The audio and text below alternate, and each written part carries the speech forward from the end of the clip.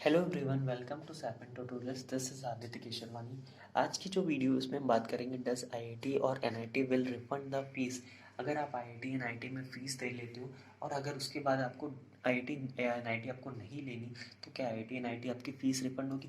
Basically ये question arise क्यों होता है मैं आपको बताता हूँ। देखो, होता क्या है कि जब आप सपोज़ आईआईटी की काउंसलिंग तो जनरली हो जाती है। एनआईटी की अगर आप सेकेंड राउंड की काउंसलिंग करा रहे हो, थर्ड राउंड की काउंसलिंग, आप थर्ड राउंड तक गए, थर्ड राउंड में आपको क्या हुआ कि आई एनआईटी की कोई जो भी आपको एनआईटी टॉप की चाहिए थी वो आपको मिल गई। सपोज आपको एनआईटी त्रिकी चाहिए थी तो एनआईटी त्रिकी आपको मिल चुकी।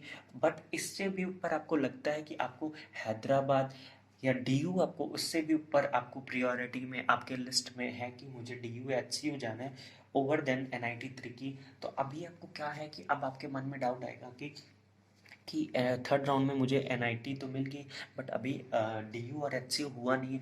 मतलब कि अगर मेरा डीयू और एचसीयू नहीं हुआ तो फिर क्या होगा कि मेरा एनआईटी थर्ड राउंड की काउंसलिंग में जो मुझे एनआईटी मिली है वो मुझे लेने चाहिए कि नहीं लेना चाहिए। अगर आप एक बार एनआईटी त्रिकी चूज़ कर लेते हो तो उसके बाद आपको क्या करना पड़ेगा, यहाँ की फ़ीस देनी पड़ेगी।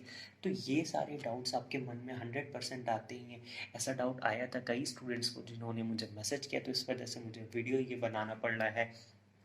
देखो, थर्ड राउंड की काउंसलिंग तक आप वेट करो। उसके बाद देखो, इस बार का भी सीन थोड़ा सही नहीं है क्योंकि जो D U H C U का पेपर है, में भी अगर थोड़ा लेट पेपर हुआ तो दिक्कत हो जाएगी। अगर एग्जैक्ट अपने टाइम पे होता है तो आपको पता चल जाएगा, थर्ड राउंड तक में ही आपका D U H C U हो जाता है पेपर, है ना। जनरली अगर पेपर टाइम पे हुआ तो आपको क्लियर रहेगा। दिक्कत ये है कि अगर पेपर लेट हो गया तो क्या करना चाहिए। सपोज आपको कोई एनआईटी मिल गई या आपको कोई आईआईटी मिल गई। एनआईटी की बात करते हैं। आईआईटी में क्या होता है, आईआईटी की काउंसलिंग तो पहले हो जाती है, तो उसके लिए क्या ही बोले। आईआईटी की भी बात करूँ तो अब समझ जाना क्या है बेसिकली। देखो, अगर आपको एनआईटी त्रिकी आपने क्या क्या ले लिया है, एनआईटी त्रिकी ले लिया आपने। आपने मान लो, अगर एनआईटी त्रिकी नहीं, मैं राउरकेला की बात करता हूँ, ठीक है। एनआईटी राउरकेला, एक्चुअली ये एनआईटी राउरकेला मैं यहाँ लिख क्यों रहा हूँ, क्योंकि लास्ट ईयर एक मेरा फ्रेंड है जो इस समय प्रेजेंटली कहाँ पे है, डीयू में है, जिसने अभी डीयू का पेपर लास्ट ईयर दिया था, उसका क्वालिफाई हो गया था। आप वीडियोस में देखो कि उसने डीयू के बारे में बताया। मेरा अच्छा दोस्त है वो, मोहन नाम है। तो उसका क्या हुआ था कि उसने सबसे पहले एनआईटी राउरकेला ले लिया था, क्योंकि हमारे टाइम पे क्या हुआ था कि जब थर्ड राउंड का रिजल्ट आया था तो एनआईटी राउरकेला उसको मिल गया था, और तब डीयू और एचसीयू का पेपर नहीं हुआ था और उसको वहीं जाना था। बट कॉन्फिडेंस ये नहीं था कि मे बी, अगर ये लगता है ना अंदर से थोड़ा तो डर होता है कि यार मान लो डीयू नहीं हुआ तो मेरी एनआईटी की भी सीट चली जाएगी।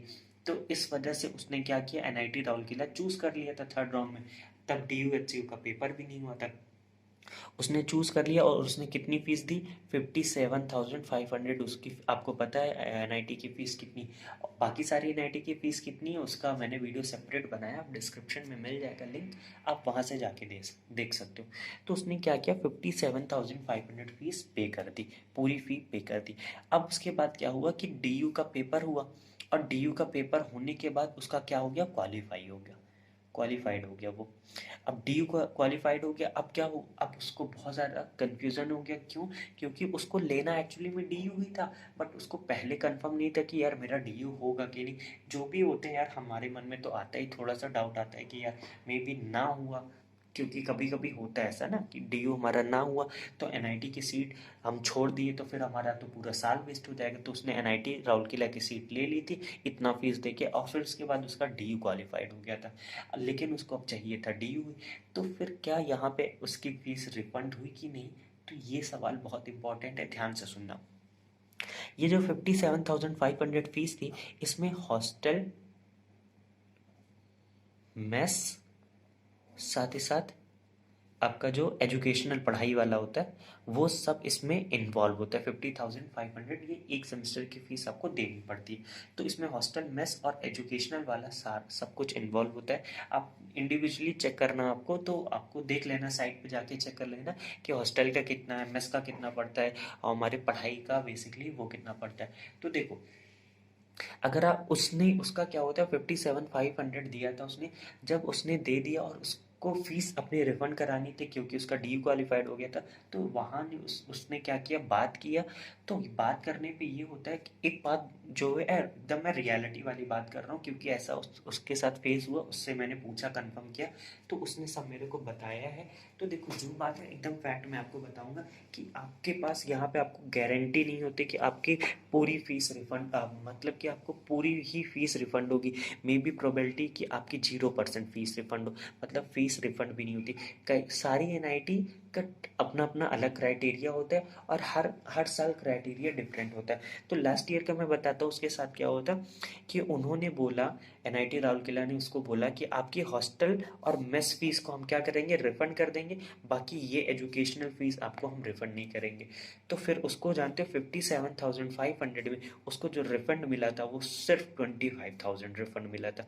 बाकी ऑलमोस्ट उसका मतलब बाकी आप देख लो कितना होगा, 25 और इधर उसका 32,000 लॉस हो गया था। कितना लॉस हो गया था, 32,000 उसका लॉस हो गया था। तो दिक्कत बहुत ज़्यादा है। आपको फीस रिफंड होगी कि नहीं, अगर आपको देखो अब इसमें सॉल्यूशन क्या है इसका, ये मैं अगर और कोई आईआईटी एनआईटी की बात करता हूँ, सपोज अगर आप NIT Calicut, NIT lower NIT की बात करते हैं, तो एनआईटी सिक्किम की अगर मैं बात करता हूँ तो एनआईटी सिक्किम की फीस ज़्यादा नहीं है, 28 है।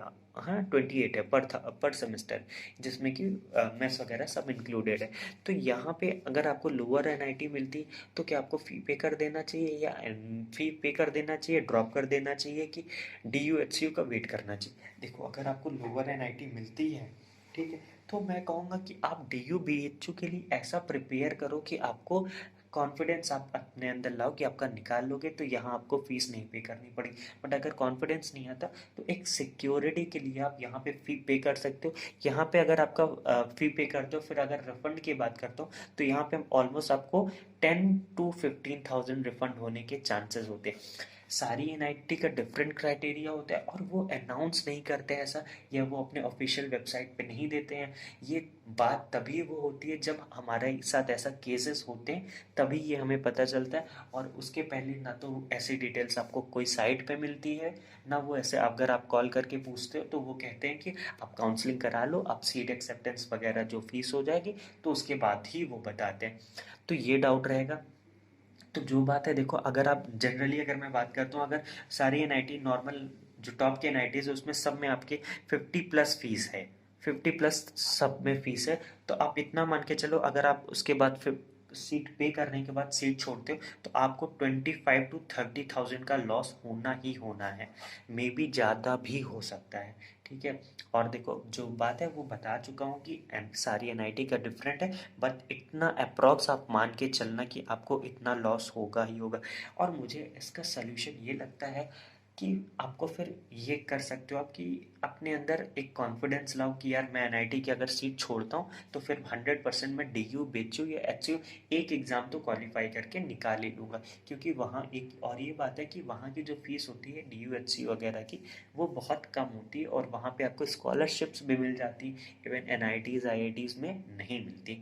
तो ये बात है जो बेसिकली मोहन का ये कहना था, उसका जो मेरा फ्रेंड है जिस अभी प्रेजेंटली जो डीयू में है, जिसने एनआईटी राउरकेला छोड़ा, तो उसने उसको ये लगा कि यार चलो 57,500 मैंने पे कर दिया, उसमें से अगर उसको रिफंड 25,000 भी हो जा रहा है तो कोई दिक्कत नहीं। उसकी आई उसकी जो डीयू में फीस है वो बहुत ज़्यादा नहीं है, तो ऑलमोस्ट चलो उतना ही हो जाएगा, दिक्कत नहीं होगी। क्योंकि यहाँ पे डीयू में फीस बहुत कम है, और जबकि एनआईटी में फिर से अगले सेमेस्टर वो देता तो फिर से 57,500, तो उसका ज़्यादा लॉस नहीं हुआ। लेकिन उसका ये भी था कि चलो उसका एक कंफर्मेशन था कि अगर उसका डीयू नहीं होगा तो वो एनआईटी राउरकेला में रहेगा।